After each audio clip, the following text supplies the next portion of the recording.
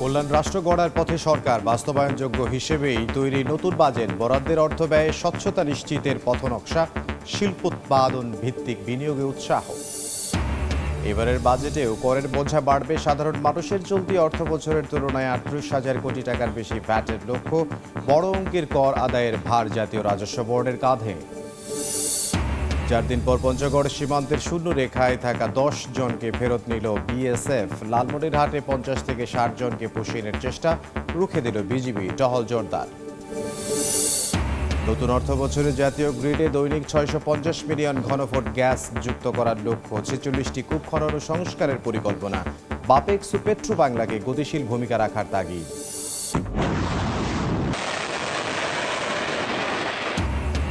লেবাননে আগ্রাসনের জবাবে ইসরায়েলে ক্ষেপণাস্ত্র হামলা। ইরানের তেহরান ইস্পাহানে পাল্টা আঘাত। নেতানিয়াহু বাহিনীর আলোচনায় ফেরার আহ্বান ট্রাম্পের।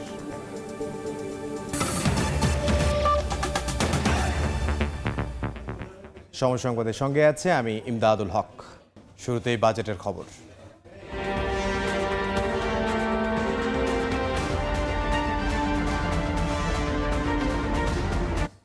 দেশকে সত্যিকার কল্যাণকর রাষ্ট্র হিসেবে গড়ে তোলার পথে বাস্তবায়নযোগ্য হিসেব নিকেশ নিয়েই আসছে 2026-27 অর্থ বছরের বাজেট। 8% নিচে মূল্যস্ফীতির বিপরীতে 6.5% প্রবৃদ্ধি নিয়ে সাজানো বাজেট ব্যয়েও থাকবে গুণগত পরিবর্তনের নির্দেশনা।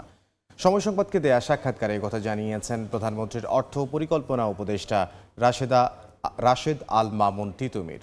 জানান, শিক্ষা স্বাস্থ্য খাতের বরাদ্দ বাড়িয়ে 5% উন্নীত করার পরিকল্পনার কথা। কর্মসংস্থান নিশ্চিতে শিল্প উৎপাদন ভিত্তিক বিনিয়োগে উৎসাহ দিতে চায় সরকার।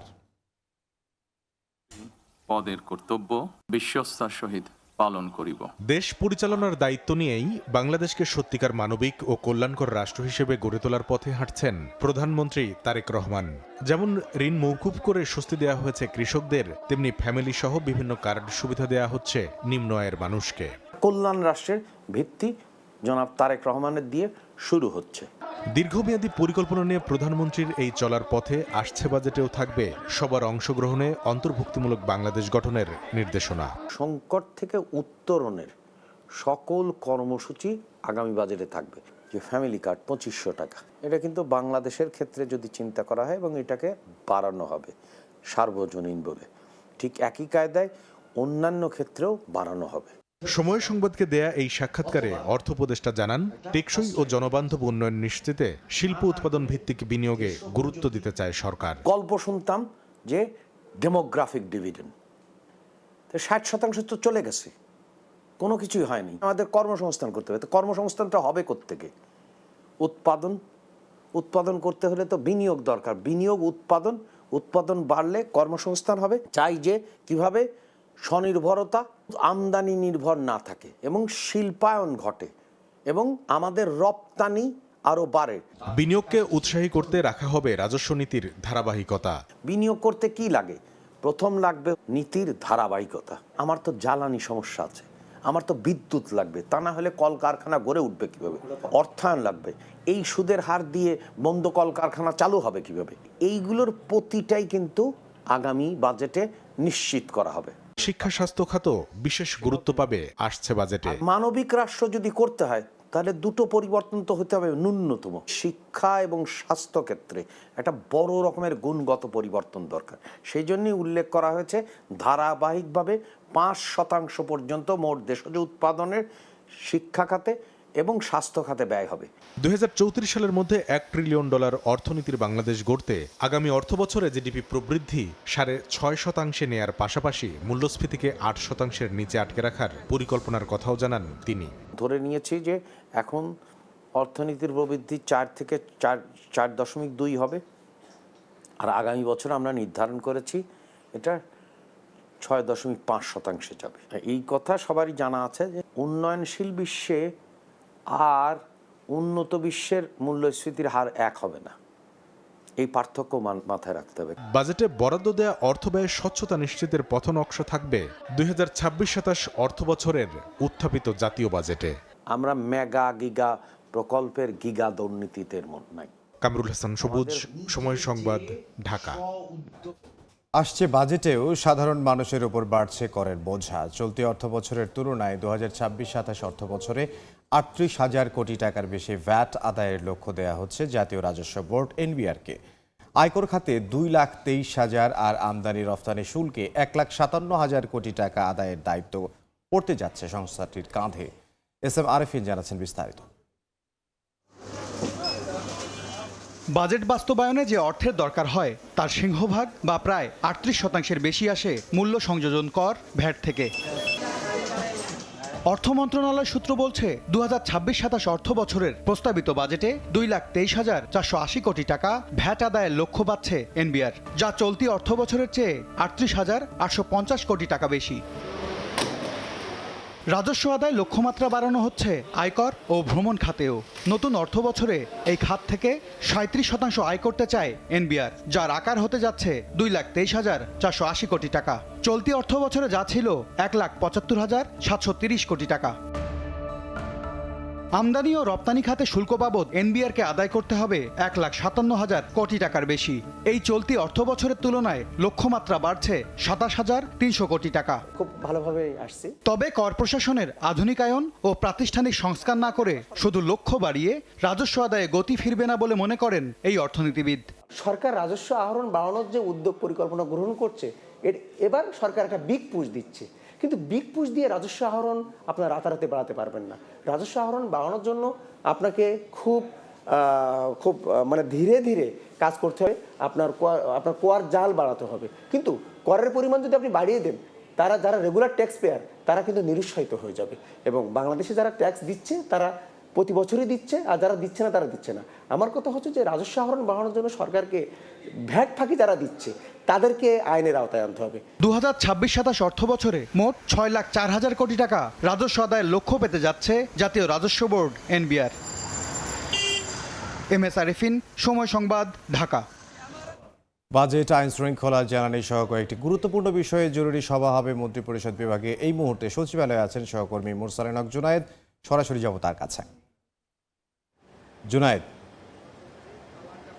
ত্রয়োদশ জাতীয় সংসদ নির্বাচনে ভূমিধস জয়লাভের পর প্রধানমন্ত্রী তারেক রহমানের নেতৃত্বাধীন যে সরকারটি গঠিত হয়েছে তার প্রথম যে অর্থবছরের বাজেটটি আসছে 2026-27 অর্থ বছরের, সেই বাজেট পেশ হবে আগামী বৃহস্পতিবার অর্থাৎ 11ই জুন সংসদে। ইতিমধ্যেই গতকাল থেকে এই সংসদ অধিবেশন, মূলত বাজেটের যে অধিবেশন সেটি শুরু হয়ে গিয়েছে এবং ফেব্রুয়ারিতে সরকার গঠনের পর থেকেই যে বিষয়টি দেখা গেছে যে বাজেটকে কেন্দ্র করে সচিবালয়ে যেহেতু নিয়মিতই প্রধানমন্ত্রী তারেক রহমান তার দাপ্তরিক কাজগুলো করছেন, সেই বাজেটের যে ধারাবাহিক বৈঠক সেটি কিন্তু সংশ্লিষ্ট মন্ত্রণালয়ে ব্যবসায়ী এবং যারা রয়েছেন তাদের সকলের সাথে এই বৈঠক অনুষ্ঠিত হয়েছে। এবং বলা চলে যে আজকে বাজেট সংক্রান্ত যে সভাটি ইতিমধ্যেই মন্ত্রিপরিষদ বিভাগে চলছে, সেটি আগামী 11ই জুন যে বাজেট উপস্থাপিত হতে যাচ্ছে, সেই উপস্থাপিত হওয়া আর আগে এই বৈঠকটি শেষ বৈঠক হিসেবে অনুষ্ঠিত হতে যাচ্ছে এমনটি বলা যাচ্ছে। বৈঠকটি চলছে এখন পর্যন্ত এবং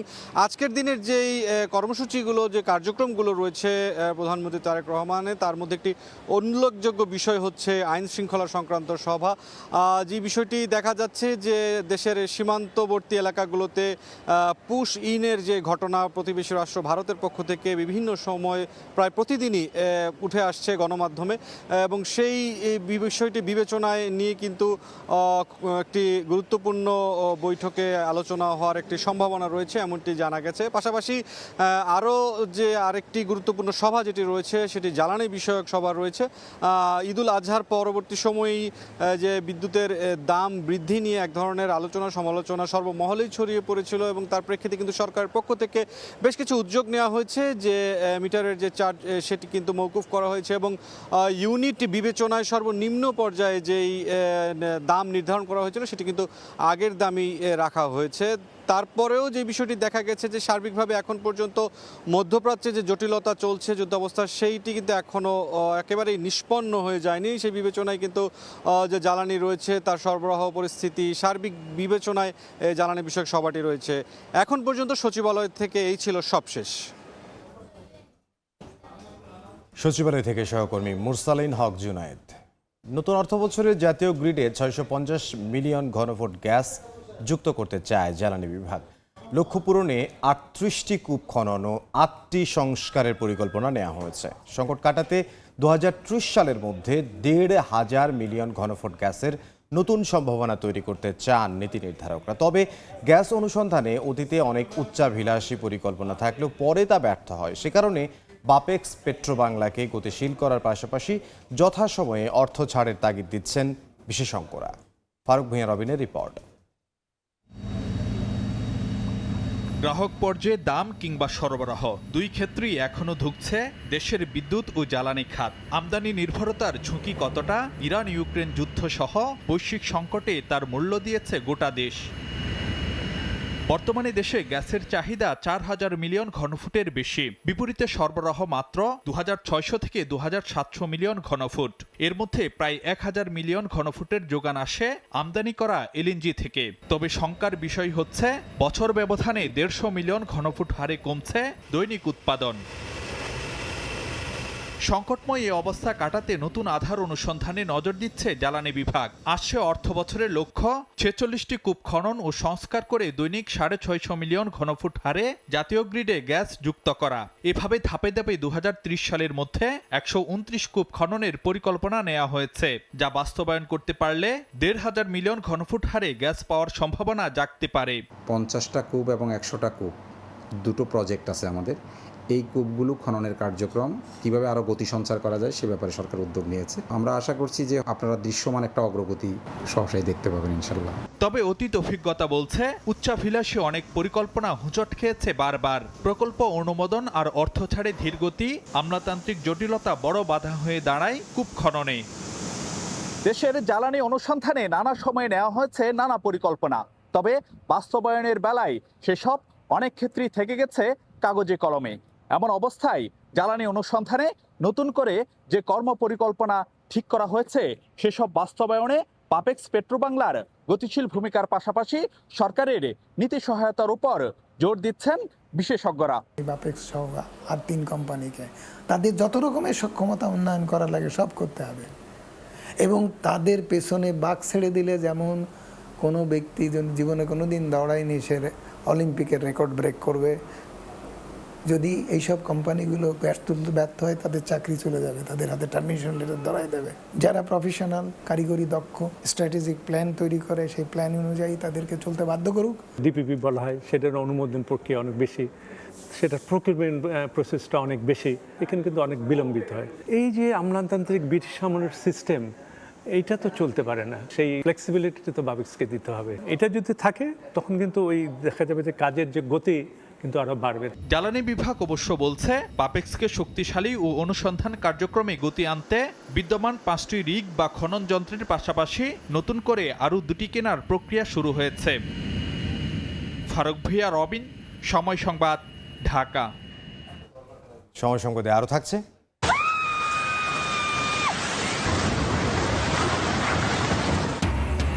7.8 মাত্রার শক্তিশালী ভূমিকম্পে কাঁপল ফিলিপিন্স। 3 জনের মৃত্যু, বিভিন্ন স্থানে ক্ষয়ক্ষতি। জাপান, ইন্দোনেশিয়া উপকূলে সুনামি সতর্কতা জারি।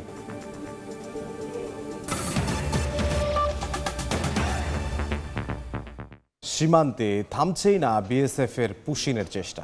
বিজিবির প্রতিরোধে ব্যর্থ হয়ে 4 দিনের মাথায় পঞ্চগড় সীমান্তের শূন্যরেখায় থাকা শিশুসহ 10 জনকে ফেরত নিল বিএসএফ। ভোরে বড় বাড়ি প্রধান পাড়া সীমান্ত দিয়ে ওই 10 জনকে ফেরত নিয়ে যায় ভারতের টিয়াপাড়া বিএসএফ ক্যাম্পের সদস্যরা। বিষয়টি নিশ্চিত করেছেন নীলফামারী 56 বিজিবি ব্যাটালিয়নের অধিনায়ক লেফটেন্যান্ট কর্নেল সিরাজুল ইসলাম। আর স্থানীয়রা জানান, রাতের আধারে সীমান্তের বাতি বন্ধ করে তাদের নিয়ে যায় বিএসএফ। অন্যদিকে লালমনিরহাট সীমান্তে পুশিনের চেষ্টায় ব্যর্থ হচ্ছে বিএসএফ। রোববারও 50 থেকে 60 জনকে পুশিনের চেষ্টা করলে বিজিবি ও এলাকাবাসীর বাধার মুখে ব্যর্থ হয় তারা। এছাড়া হিলি, মেহেরপুর সহ অন্যান্য সীমান্তেও বিএসএফ এর পুশিন রুখতে দিনরাত টহল ও সতর্ক অবস্থানে বিজিবি। তাদের সঙ্গে কাজ করছেন গ্রামবাসীও।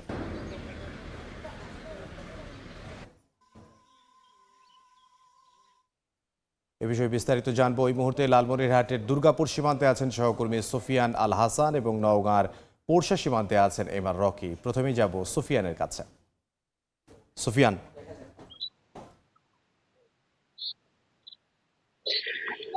আমি এই মুহূর্তে রয়েছি লালমনিরহাটের আদিতমারি উপজেলার দুর্গাপুর যে সীমান্ত রয়েছে সেই সীমান্তে। আমি যদি আপনাকে একটু দেখাই, গতকাল রাতে কিন্তু এই সীমান্ত উত্তপ্ত অবস্থায় ছিল। আমরা এখানে এসে জানতে পেরেছি যে সন্ধ্যা 7টা থেকে এখানকার এলাকাবাসী এবং বিজিবি উভয় মিলে কিন্তু বর্ডারে অবস্থান করে। বিজিবি জানতে পারে যে পুশিং করার জন্য এই সীমান্তে 50 থেকে 60 জনকে আনা হয়েছে। সেই খবর পাওয়ার পরে এখানে বিজিবি এবং এখানকার যে স্থানীয় এলাকাবাসী রয়েছে তারা কিন্তু উভয়ই এই সীমান্তে যায় এবং এটি প্রতিহত করতে যে ব্যবস্থা নেওয়া দরকার তারা কিন্তু রাতে সেটি নেয়। পরে আমরা এখানকার স্থানীয় যারা রয়েছে তাদের সাথে কথা বলেছি। তারা যেমনটা জানিয়েছে যে গত রাতে সীমান্তে বিজিবি এবং স্থানীয় লোকজন যাওয়ার সাথে সাথে তারা যে ভারতীয় সীমান্তরক্ষী বাহিনী বিএসএফ রয়েছে তারা ভয়ে পড়ে আর সেই পুশিং করার চেষ্টা তাদের যে ছিল সেটি কিন্তু ব্যর্থ হয়ে যায়। আমরা এখানে যিনি ক্যাব কমান্ডার ছিলেন তার সাথে কথা বলেছি। তিনি যেমনটা বলেছেন যে আপাতত এখানকার সীমান্তের যে অবস্থা সেটি কিন্তু স্বাভাবিক রয়েছে। আপনাকে যদি আরেকটু বলি, লালমনিরহাটে গত 5ই জুন শুক্রবার ভোর রাতেও কিন্তু পুশিং করে প্রায় 33 জনকে এই 3টি সীমান্তবর্তী এলাকার 5টি জায়গায় 33 জনকে পুশিং করা হয়েছিল। তখন থেকেই লালমনিরহাটের সীমান্তগুলোতে থমথমে অবস্থা বিরাজ করে। তারপরেও তারা কিন্তু পুশিং এর চেষ্টা এখনো চলমান রেখেছে। বিজিবি যেমনটা বলছেন যে তারা যে কোনো ধরনের অপ্রীতিকর পরিস্থিতি মোকাবেলার জন্য প্রস্তুত রয়েছে। তো এই ছিল লালমনিরহাট থেকে সবশেষ খবরাখবর। আমরা এই মুহূর্তে চলে যাব আমাদের নওগাঁর প্রতিনিধি এমআর রকির কাছে। গেল রাত 10টা থেকে রাত 1টা পর্যন্ত অন্তত 10 বার এই পুশিং এর একটি চেষ্টা করেছে বিএসএফ এর পক্ষ থেকে। নওগাঁর নিতপুর সীমান্তের যে পুনর্ভবা নদী রয়েছে, পুনর্ভবা নদীর ঠিক পাশেই সীমান্ত 0 পয়েন্ট এবং 0 পয়েন্ট থেকে আমরা স্থানীয় বাসিন্দাদের কাছ থেকে জানতে পারছি রাত 10টা থেকে তারা এই অপতৎপরতা চালিয়েছে। অন্তত 25 জনকে সীমান্ত লাগোয়া যে 0 পয়েন্ট বা শূন্য রেখা রয়েছে সেখানে তাদের এই মুহূর্তে এনে রাখা হয়েছে এবং এই ব্যক্তিদেরই কিন্তু এখন বাংলাদেশে প্রবেশের জন্য একটা নিরন্তর চেষ্টা চালিয়ে যাচ্ছে বিএসএফ এর পক্ষ থেকে। গ্রামবাসী সেই সাথে বিজিবির পক্ষ থেকে একটা শক্ত অবস্থান এখানে নেওয়া হয়েছে এবং কোন রকমে যেন তারা এই পুশিং ব্যবস্থা বাংলাদেশের দিকে ঠেলে দিতে না পারে সেই দিক থেকে কিন্তু একটা নজরদারি চালানো হচ্ছে। গেল শুক্রবার রাতে কিন্তু নওগাঁর কলমুডাঙ্গা সীমান্তে 17 জনকে পুশিংয়ের চেষ্টা করা হয়েছিল। পরবর্তী ধাপে তাদেরকে পুশব্যাক করা হয়েছে। ঠিক পাশেই এই অপর থানা নিতপুর এবং এই নিতপুর থানায় গত রাত থেকে এখন পর্যন্ত বিজিবি এবং বিএসএফ এর এই শক্ত অবস্থানের কারণে এই যে পুশিং ব্যবস্থা সেটি কিন্তু বাধাগ্রস্ত হচ্ছে বা করতে পারেনি এখন পর্যন্ত আমরা জানতে পারছি। তবে ভারতের যে হবিপুর থানা, এই থানার লাগোয়া এই নিতপুর সীমান্ত এবং একটি নদী রয়েছে, সেই নদীর অপোজিটেই যতদূর জানতে পারছি তাদের রাখা হয়েছে। আসলে এই অপতৎপরতা সাম্প্রতিক বৃদ্ধি পাওয়ার পর থেকেই এখানে স্থানীয় বাসিন্দাদেরকে সতর্ক অবস্থা থাকার কথা জানানো হয়েছে বিজিবির পক্ষ থেকে। সেই সাথে কিন্তু শক্ত নজরদারি চালানো হচ্ছে। নওগাঁ জেলায় অন্তত এরকম 5টি উপজেলা রয়েছে, যে উপজেলাগুলোতে 156 কিলোমিটার সীমান্ত পয়েন্ট রয়েছে। এই পয়েন্টগুলোতে এই মুহূর্তে প্রতিনিয়তই কিন্তু এই জাতীয় পুশিং অপতৎপরতা বিএসএফ এর পক্ষ থেকে চালানো হচ্ছে এবং সেই সাথে শক্ত নজরদারির মাধ্যমে তা প্রতিরোধও একাধিকবার করা হচ্ছে। এবং গেল শুক্রবারে যে 17 জনকে দেওয়া হয়েছিল তার মধ্যে শিশু ছিল। আজকে আমরা যে সীমান্ত পয়েন্টে রয়েছি নিতপুর সীমান্ত পয়েন্ট, সেখানেও স্থানীয় বাসিন্দারা বলছেন যে সেখানে নারী পুরুষের একটা অবস্থান তারা কম বেশি নিশ্চিত করতে পারছেন। তবে যেভাবে হোক তারা শক্ত প্রতিরোধ করে এই পুশিং ব্যবস্থা ঠেকিয়ে দেওয়ার জন্য গ্রামবাসী বিজিবির একটি এখানে অবস্থান আমরা লক্ষ্য করছি। এই ছিল সার্বিক নওগাঁর নিতপুর সীমান্তে পুশিং যে খবর, তার খবর আমার কাছে। নওগাঁ থেকে সহকর্মী এবার রকি এবং এর আগে লালমনিরহাট থেকে যোগ দিয়েছিলেন সুফিয়ান আল হাসান। দেখছেন সময় সংবাদ, সঙ্গে থাকুন। ক্রমশই ছোট হচ্ছে বরিশালের মানচিত্র। গত 38 বছরের স্যাটেলাইট চিত্র বিশ্লেষণে দেখা গেছে নদী গর্ভে বিলীন হয়েছে মাইলের পর মাইল ফসলি জমি, ঘরবাড়ি আর গুরুত্বপূর্ণ স্থাপনা। ভাঙন ঝুঁকিতে বিভাগের 102 কিলোমিটার বাঁধ, অপরিকল্পিত বেড়ি বাঁধ আর অবৈধ বালু উত্তোলনেই প্রতি বছর বাস্তুহারা হচ্ছে লক্ষাধিক মানুষ। যদিও পরিকল্পিত ব্যবস্থা নেওয়ার কথা জানিয়েছে পানি উন্নয়ন বোর্ড। সুজয় দাসের তোলা ছবিতে বিস্তারিত অপূর্বপুর রিপোর্টে। মেঘনার এই বিশাল জলরাশি থেকে সরছে না বৃদ্ধ নূর মোহাম্মদ মোল্লার চোখ, যে মাটিতে কেটেছে শৈশব কৈশোর, হেঁটে বেরিয়েছেন বীর দর্পে। সেই চেনা পথঘাট আর অস্তিত্ব সবটুকুই হারিয়েছে এখানে। অনেক বছর ধরে এটা ভাঙে। আমি এই জায়গায় চাষাবাদ করছি, আমার এখনো কিছু জমি আছে, আর সব জমি লইয়া গেছে নদীতে। গত ৩০ বছর ধরে মেঘনার অব্যাহত ভাঙনে বিলীন হতে বসেছে বরিশালের হিজলার গৌরবতী ইউনিয়ন। ভিটেমাটি রক্ষায় কাঁধে কাঁধ মিলিয়ে নদী তীরে তাই একাট্টা হয়েছেন হাজারো নারী পুরুষ। দাবি তাদের ভিটেমাটি রক্ষায় স্থায়ী টেকসই বাঁধ নির্মাণ। পার থেকে মাটি কাটার কারণে আজ মনে করেন আমাদের অবস্থান পরিস্থিতির নদী ভাঙ্গা। শিক্ষা প্রতিষ্ঠান বিলীন হয়ে যাচ্ছে, আমাদের বাপদাদার ভিটামাটি বাড়ি বিলীন হয়ে যাচ্ছে। বিগত ৩৮ বছরের এই স্যাটেলাইট ইমেজ বিশ্লেষণে দেখা যায় বছরের পর বছর ধরে কীর্তনখোলা, মেঘনা, কালাবদর, আড়িয়ালখা, সন্ধ্যা, তেঁতুলিয়া, কারখানা ও সুগন্ধা নদীর গ্রাসে ছোট হচ্ছে বরিশালের মানচিত্র। উদ্বাস্তু হয়েছে লক্ষাধিক মানুষ। হুমকির মুখে রয়েছে একাধিক গুরুত্বপূর্ণ স্থাপনা। এমনকি নদী তীরে স্থায়ী বাঁধ নির্মাণের পরও দেখা দিয়েছে ভাঙন। বাদ দেওয়ার পরে আমাকে মন তো অনেক বড় হয়েছিল যে নদী আর ভাঙবে না, কিন্তু এখন দেখতেছি যে অবস্থা নদীর, তাতে এলাকা থাকে কি নেই সন্দেহ। রাত্রে আমাকে ভয় লাগে ঘুমাইতে, আমরা বাচ্চা কাচ্চারা ঘুমাই খুব ঝুঁকি নিয়ে। পানি উন্নয়ন বোর্ডের তথ্যে বিভাগের ১০২ কিলোমিটার বাঁধ ভাঙন ঝুঁকিতে রয়েছে। তবে বিশেষজ্ঞরা বলছেন নদীর তলদেশ থেকে অবাধে বালু উত্তোলন ঝুঁকি বাড়াচ্ছে কয়েক গুণ। এইখানে যে মানচিত্র এটা কিন্তু পরিবর্তন হয়ে যাচ্ছে এবং তার যে অবস্থা, মাটির যে অবস্থা, সেটাও কিন্তু চেঞ্জ হচ্ছে। স্টাডি করতেছি এবং নতুন প্রকল্প আমরা অনুমোদনের জন্য আমরা সাবমিট করছি এবং অনুন্নয়ন প্রকল্পের আওতায়, পরিচালন খাতের আওতায়ও আমাদের কিছু কিছু অংশ যেগুলো আমরা উন্নয়ন প্রকল্পের বাইরে গিয়ে নতুন করে ভাঙন দেখা দিয়েছে, সেগুলো আমরা কাজ বাস্তবায়ন করছি। পরিবেশ গবেষক ও বিভিন্ন সংস্থার পরিসংখ্যান অনুযায়ী গত ৫ বছরে বিভাগের অন্তত ১২০ বর্গ কিলোমিটার ফসলি জমি, ঘরবাড়ি আর চরাঞ্চল স্থায়ীভাবে বিলীন হয়েছে নদীগর্ভে।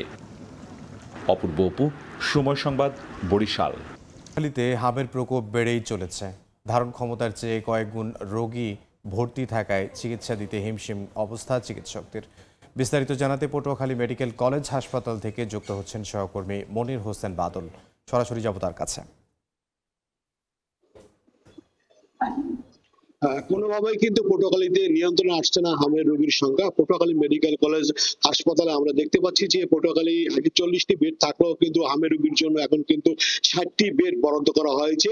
এই যে আইসোলেশনের যে অবস্থা দেখতে পাচ্ছি যে এখানে যে 60টি বেড রয়েছে, 60টি বেডের বিপরীতে কিন্তু আমরা দেখতে পাচ্ছি যে এখানে 212 জন কিন্তু রোগী চিকিৎসা নিচ্ছে। এই কিন্তু সব শিশু রোগী না, শিশু রোগীর পাশাপাশি কিন্তু বড় রোগীও এই হামের কিন্তু চিকিৎসা নিচ্ছে। বিগত দিনে আমরা দেখেছি যে শিশু রোগীর উপরে কিন্তু হাম বেশি দেখা হামের রোগ বেশি দেখা যাচ্ছে। আর পটুয়াখালী মেডিকেল কলেজ হাসপাতালে এই পর্যন্ত যে একজন রোগী কিন্তু ছোট্ট একটা বাচ্চা কিন্তু গত 28 তারিখ মারা গেছে। এছাড়া পটুয়াখালী মেডিকেল কলেজ হাসপাতালে কিন্তু হামের চিকিৎসা মোটামুটি ভালো। তবে এত রোগীর সংখ্যা বেড়ে যাওয়ার কারণে আমরা দেখতে পাচ্ছি যে যাতায়াত পরে হসপিটালে যে আইসোলেশন ওয়ার্ড যে রয়েছে 3 তলা এবং 4 তলায়, এতে কিন্তু যাতায়াত পথেও কিন্তু রোগী রয়েছে, পর্যাপ্ত রোগী রয়েছে। এতে কিন্তু যারা রোগীর স্বজনরা রয়েছে তারা যে বিষয়টা জানিয়েছে, আমাদের চিকিৎসা নিতে খুব হিমশিম খেতে হচ্ছে, মানে চিকিৎসা নিতে খুব হিমশিম খেতে হচ্ছে। আর অপরদিকে যারা চিকিৎসা দিচ্ছে, যেখানে যে স্টাফ নার্স রয়েছে এবং ডাক্তার রয়েছে, তারাও বলছে যে তাদেরও কিন্তু চিকিৎসা দিতে হিমশিম খেতে হচ্ছে। এদিকে দেখা যাচ্ছে যে 60টি বেডে কিন্তু আমরা দেখতে পাচ্ছি এক একটি বেডে কিন্তু 2 জন থেকে 3 জন রোগীও কিন্তু চিকিৎসা নিচ্ছে। এ বিষয়ে আমি কিন্তু পটুয়াখালী যে তত্ত্বাবধায়ক রয়েছে পটুয়াখালী মেডিকেল হাসপাতালে দিল্লুবা ইয়াসমিন রিচা, আমি তার সাথে কথা বলেছি। তিনি যে বিষয়টা জানিয়েছেন যে এখন আমার আপাতত যে আমাদের 60টি বেড 40টি বেডের বিপরীতে আমরা 60টি বেড দিয়েছি। আপাতত এই 60টি বেডই এখন বর্তমানে চিকিৎসা নিতে হচ্ছে। পরবর্তীতে রোগী যদি বেড়ে যায় তাহলে আমাদের হয়তো আইসোলেশন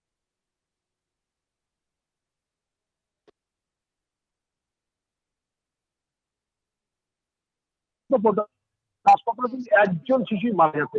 এই ছিল চিকিৎসা ভর্তি। দেখছেন সময় সংবাদ। স্বাস্থ্য অধিদপ্তরের দেয়া প্রজ্ঞাপন বাতিল সহ 6 দফা দাবিতে সিলেট ওসমানী মেডিকেলে দ্বিতীয় দিনের মতো কর্মবিরতি পালন করছেন ইন্টার্ন চিকিৎসকরা। এতে দুর্ভোগে রোগীরা। বিস্তারিত জানবো। সিলেট ওসমানী মেডিকেল কলেজ হাসপাতালে আছেন সহকর্মী জয়ন্ত কুমার দাস। সরাসরি যাব তার কাছে। জয়ন্ত। ইন্টার্ন চিকিৎসকদের বেতন ভাতা বৃদ্ধি, বিসিএসএ প্রবেশ সীমা 34 এবং স্বাস্থ্যকর্মীদের সুরক্ষা আইন, এরকম 6 দফা দাবি আদায়ের লক্ষ্যে ইন্টার্ন চিকিৎসক ওসমানী মেডিকেল কলেজ হাসপাতালে ইন্টার্ন চিকিৎসকরা দ্বিতীয় দিনের মতো কর্মবিরতি পালন করেছে। এই মুহূর্তে ওসমানী মেডিকেল কলেজ হাসপাতালে আমরা রয়েছে, আমরা দেখতে পাচ্ছি ইন্টার্ন চিকিৎসক যারা তারা এখানে তারা স্ট্রাইক করেছেন এবং গতকাল থেকে তারা এই কর্মসূচিটি পালন করছেন এবং তাদের যে 6 দফা দাবি, যতক্ষণ পর্যন্ত এই 6 দফা দাবি আদায় না হচ্ছে ততক্ষণ পর্যন্ত তারা এই আন্দোলন চালিয়ে যাবে বলে ঘোষণা দিয়েছেন। এবং জানিয়ে রাখতে চাই, স্বাস্থ্য ডিজি এবং স্বাস্থ্য সচিবের সাথে কিন্তু বৈঠক করতে কিন্তু সারা বাংলাদেশ থেকে 12 জন একটি প্রতিনিধি দল কিন্তু গিয়েছে। আজকে তাদের বৈঠক হওয়ার কথা রয়েছে ঢাকায়, সিলেট ওসমানী মেডিকেল কলেজ হাসপাতালে 270 জন ইন্টার্ন চিকিৎসক রয়েছে, তাদের মধ্য থেকে 2 জন প্রতিনিধি কিন্তু সেই ঢাকাতে সেই মিটিংয়ে গিয়েছে। সেই বৈঠকের পরে আসলে কি সিদ্ধান্ত আসে, তারপরে আসলে তারা কর্মবিরতি চালিয়ে যাবে না কর্মবিরতি তুলে নেবে, সেটি আসলে তারা এই মিটিংয়ের পরে জানাবে। জানিয়ে রাখতে চাই, এই ওসমানী মেডিকেল কলেজ হাসপাতালে প্রতিদিনই প্রায় 3000 রোগী চিকিৎসা নিচ্ছেন। সেখানে আসলে আমরা কর্তৃপক্ষের সাথে কথা বলেছিলাম, তারা বলেছেন যে একেবারে জরুরি সেবা থেকে শুরু করে মিড লেভেলের চিকিৎসকরা কিন্তু চিকিৎসা দিচ্ছে, একেবারে চিকিৎসা সেবা যে বন্ধ রয়েছে এরকম না। তবে যেহেতু বড় সংখ্যক ইন্টার্ন চিকিৎসক রয়েছে ওসমানী মেডিকেল কলেজ হাসপাতালে, তারা যেহেতু স্ট্রাইক করেছে সেহেতু যে স্বাস্থ্য সেবা পাওয়ার কথা সেখানে কিছুটা ভোগান্তি, কিছুটা সংকট দেখা দিয়েছে। এবং জানেন যে হামের প্রকোপও কিন্তু বেড়েছে সিলেটে, হামেরও ডেডিকেটেড একটি ওয়ার্ড রয়েছে, হামের অনেক 98 জন রোগী ভর্তি রয়েছে ওসমানী মেডিকেল কলেজ হাসপাতালে, সেখানে আসলে চিকিৎসা সেবায় কিছুটা ব্যাঘাত ঘটেছে। আমরা দেখেছি কিছুক্ষণ আগেই তাদের আন্দোলনের সাথে একাত্মতা পোষণ করেছে সেখানে ওসমানী মেডিকেল কলেজ হাসপাতালে অধ্যয়নরত বেশ শিক্ষার্থীরা তারা এখানে এসেছেন এবং তারা বলেছেন তারা একাডেমিক শাটডাউন করে তারা এই আন্দোলনে যোগ দিয়েছেন এবং ইন্টার্ন চিকিৎসকদের সাথে যোগ দিয়েছেন। আমরা আন্দোলনরত শিক্ষার্থীদের সাথে কথা বলেছিলাম, তারা বলেছেন যতক্ষণ পর্যন্ত তাদের 6 দফা দাবি আন্দোলন 6 দফা দাবি বাস্তবায়ন না হচ্ছে এবং স্বাস্থ্য অধিদপ্তর থেকে একটি প্রজ্ঞাপন দিয়েছে, সেই প্রজ্ঞাপনটি বাতিল না করা হচ্ছে ততক্ষণ পর্যন্ত তারা এই আন্দোলন চালিয়ে যাবে। এবং আসলে সবাই চেয়ে আছে সেই বৈঠকের দিকে, যে বৈঠকটি ঢাকায় অনুষ্ঠিত হবে সেই বৈঠকে কি সিদ্ধান্ত আসে, এরপরই জানা যাবে আসলে তারা কর্মবিরতি প্রত্যাহার করেছে নাকি কর্মবিরতি চালিয়ে যাবে। তবে যেহেতু দ্বিতীয় দিনের মতো কর্মবিরতি করেছে সেহেতু কিছুটা স্বাস্থ্যসেবা ব্যাঘাত ঘটেছে ওসমানী মেডিকেল কলেজ হাসপাতালে। এই ছিল আমার কাছে ইন্টার্ন চিকিৎসকদের কর্মবিরতি থেকে সব শেষ। সিলেট থেকে জয়ন্ত কুমার দাস। দেখছেন সময় সংবাদ, সঙ্গেই থাকুন। দেখছেন সময় সংবাদ। আবারও ইরান ইসরায়েল যুদ্ধের দামামা। লেবাননে হামলার প্রতিশোধ হিসেবে ইসরায়েলের একাধিক অঞ্চলে ক্ষেপণাস্ত্র হামলা চালিয়েছে আইআরজিসি। জবাবে ইরানের মধ্য ও পশ্চিমাঞ্চলে হামলা চালিয়েছে ইসরায়েল। ইরানকে সংঘাতের পথ থেকে সরে আলোচনার টেবিলে ফেরার পরামর্শ দিয়েছেন মার্কিন প্রেসিডেন্ট ডোনাল্ড ট্রাম্প। যুদ্ধবিরতি সত্ত্বেও লেবাননে একের পর এক হামলা বন্ধে ইসরায়েলকে কড়া ভাষায় হুঁশিয়ারি দিয়ে আসছিল ইরান। তবে কোনো হুমকিই পরোয়া করছিল না তেল আবিব। লেবাননে ইসরায়েলের হামলা রুখতে অবশেষে হাইফা সহ বিভিন্ন অঞ্চলে 17 মিনিটে 4 বার হামলা চালিয়েছে ইরান।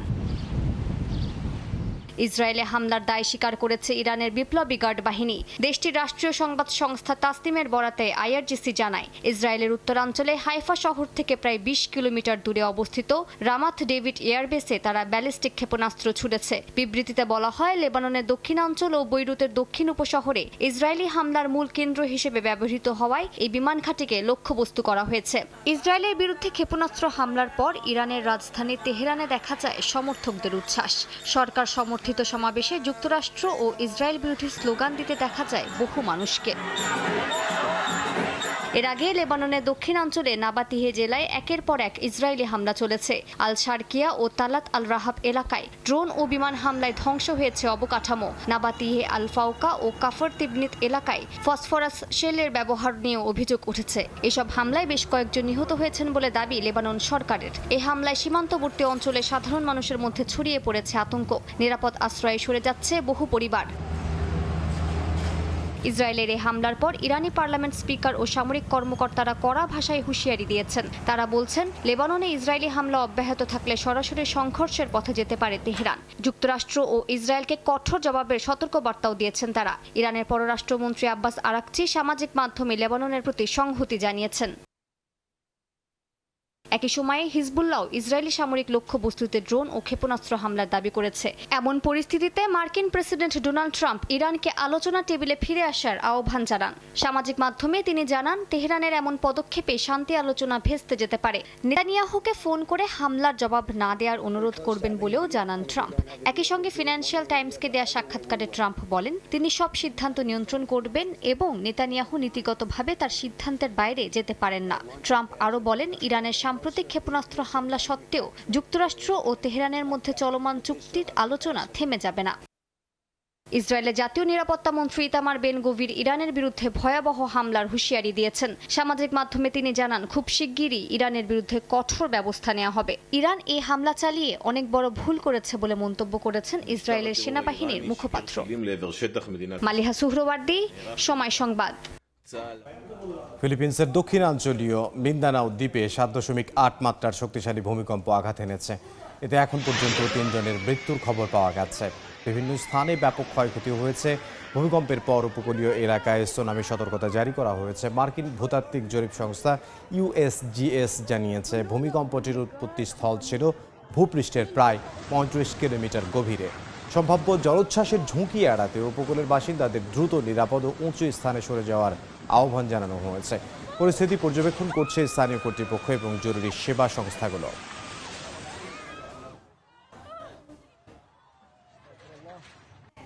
দেখছেন সময় সংবাদ।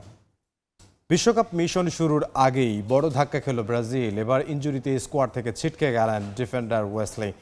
ইতালিয়ান ক্লাব রোমার হয়ে দুর্দান্ত পারফর্ম করে প্রথমবারের মতো আন্তর্জাতিক বিশ্বকাপ স্কোয়াডে ডাক পান 22 বছর বয়সী এই ফুটবলার। কিন্তু মিশরের বিপক্ষে প্রস্তুতি ম্যাচে পেশিতে চোট পান এই ডিফেন্ডার। পরে মেডিকেল রিপোর্টে তার চোট গুরুতর হয়, তাকে স্কোয়াড থেকে বাদ দেওয়ার সিদ্ধান্ত নেয় সেরেসাও টিম ম্যানেজমেন্ট। পরে তার পরিবর্তে আতালান্তা মিডফিল্ডার অ্যান্ডারসনকে দলে ভিড়িয়েছেন coach Carlo Ancelotti. Denmark Ukraine প্রস্তুতি ম্যাচে ঘটে গেল বড় এক দুর্ঘটনা। মাঠের মধ্যে অসুস্থ হয়ে মৃত্যুর মুখ থেকে ফিরে আসেন ডেনমার্ক মিডফিল্ডার ক্রিশ্চিয়ান এরিকসন। ম্যাচের 65 মিনিটে হঠাৎ বুকের ব্যথায় জ্ঞান হারিয়ে ফেলেন এরিকসন। পরে দ্রুতই মাঠে তাকে প্রাথমিক চিকিৎসা দেওয়ার পর জ্ঞান ফেরে। এরপর ম্যাচের বাকি অংশ আর মাঠে গড়ায়নি। বর্তমানে হাসপাতালে আছেন তিনি। ডেনমার্ক ফুটবল অ্যাসোসিয়েশন জানিয়েছে, এখন সুস্থ আছেন এই মিডফিল্ডার, হাঁটাচলাও করতে পারছেন। এর আগে 2021 সালের ইউরোতে ফিনল্যান্ডের বিপক্ষে ম্যাচেও হার্ট অ্যাটাক করেন এই ফুটবলার। তখন তার বুকে রিং বসানো হয়, আর সেটা নিয়েই ফুটবল খেলে যাচ্ছেন ক্রিশ্চিয়ান এরিকসন। দুয়ারে কড়া নাড়ছে বিশ্বকাপ। ফুটবল ইতিহাসে প্রথমবারের মতো 3 দেশে বসতে যাচ্ছে গ্রেটেস্ট শো অন আর্থ। তবে অন্য 2 স্বাগতিকদের টেক্কা দিয়ে নিজেদের মুনশিয়ানা দেখাতে মুখিয়ে মেক্সিকানরা। বিশ্বমঞ্চে ফুটবল ইতিহাসের অন্যতম জনপ্রিয় গ্যালারি উদযাপন মেক্সিকান ওয়েব দিয়ে গিনেস বুক অব ওয়ার্ল্ড রেকর্ডসের নাম লেখানোর উদ্যোগ নিয়েছে দেশটির ফুটবল প্রেমীরা। মেক্সিকো সিটির বিখ্যাত পাসিও দে লা রিফর্মা বুলেভার্দেতে জড়ো হয়ে শত শত মানুষ মেতে উঠেছিলেন এই বিশেষ উদযাপনে।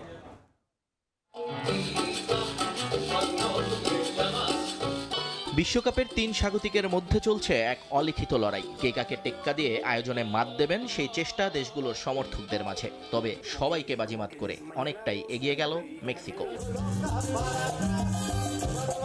স্টেডিয়ামের গ্যালারিতে ঢেউয়ের মতো আছড়ে পড়া যে উদযাপন বিশ্বজুড়ে মেক্সিকান ওয়েভ নামে পরিচিত, তার উৎসভূমি এই মেক্সিকো। সেই চিরচেনা ঐতিহাসিক উদযাপনকে এবার গিনেস বুকে তুলে আনতে মেক্সিকো সিটির রাজপথে নেমে এসেছিলেন হাজারো মানুষ। অ্যাঞ্জেল অফ ইন্ডিপেন্ডেন্স মনুমেন্ট থেকে শুরু করে গ্লোরিয়াটা দেল কারবাইতো পর্যন্ত ছিল শুধু মানুষ আর মানুষ। সবাই হাত উঁচিয়ে ঢেউয়ের মতো করে বসে দাঁড়িয়ে তৈরি করেছেন নিখুঁত এক মেক্সিকান ওয়েভ। মুখে ছিল মেক্সিকো মেক্সিকো স্লোগান। মূলত 1986 সালের মেক্সিকো বিশ্বকাপে যে উন্মাদনা প্রথমবার বিশ্ববাসীর নজর কেড়েছিল, তার ঠিক 40 বছর পূর্তিতে আয়োজন করা হয় এই উৎসবের। 11 জুন শুরু হতে যাওয়া গ্রেটেস্ট শো অন আর্থকে বরণ করে নিতে এর চেয়ে দারুণ উৎসব আর কী বা হতে পারত। এই ঐতিহাসিক ক্ষণের অংশ হতে পেরে উচ্ছ্বসিত স্থানীয় বাসিন্দারা। আমি এখানে এসেছি বিশ্বের সবচেয়ে বড় মেক্সিকান ওয়েভ এর অংশ হতে। আমরা আমাদের জাতীয় দলকে ভীষণ ভালোবাসি এবং তাদের সমর্থন জোগাতে এখানে আসা। মেক্সিকান হিসেবে আমরা আমাদের দেশকে নিয়ে গর্বিত।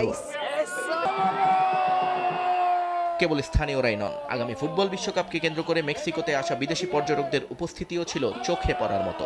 মেক্সিকানদের এই বাঁধভাঙা উল্লাসের ঢেউয়ে গা ভাসিয়েছেন তারাও। গিনেস রেকর্ডের চেষ্টা এবং ফুটবল বিশ্বকাপের অংশ হতে পেরে আনন্দিত মেক্সিকো সিটিতে ঘুরতে আসা ফুটবল প্রেমীরা। আমরা আজকে এখানে ওয়েভে অংশ নিতে এসেছি। এটি সত্যি এক বিশেষ মুহূর্ত। বিশ্বকাপের আয়োজনে এটি আমাদেরও একটি ছোট অবদান। এমন একটি ঐতিহাসিক উদযাপনে অংশ নিতে পেরে দুর্দান্ত লাগছে। ফুটবল ইতিহাসের প্রথম দেশ হিসেবে 3টি পুরুষ বিশ্বকাপ একক বা যৌথভাবে আয়োজন করার অনন্য কীর্তি গড়তে যাচ্ছে মেক্সিকো।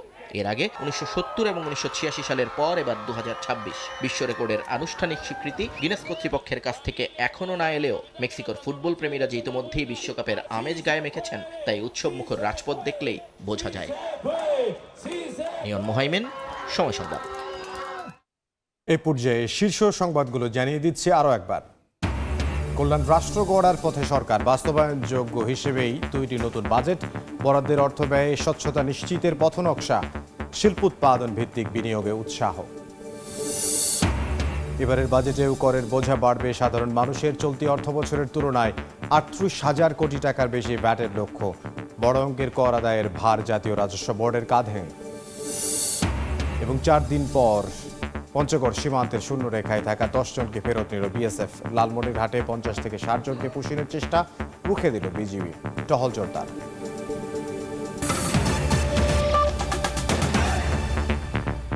এই ছিল সকাল 10টার সময় সংবাদে। এরপর এই সময়ের বাণিজ্য সঙ্গে থাকবেন সহকর্মী আরিশা ইসলাম। ধন্যবাদ ইমদাদ। এ সময় বাণিজ্য নিয়ে আসছি কিছুক্ষণ পর, সঙ্গে থাকুন সবাই।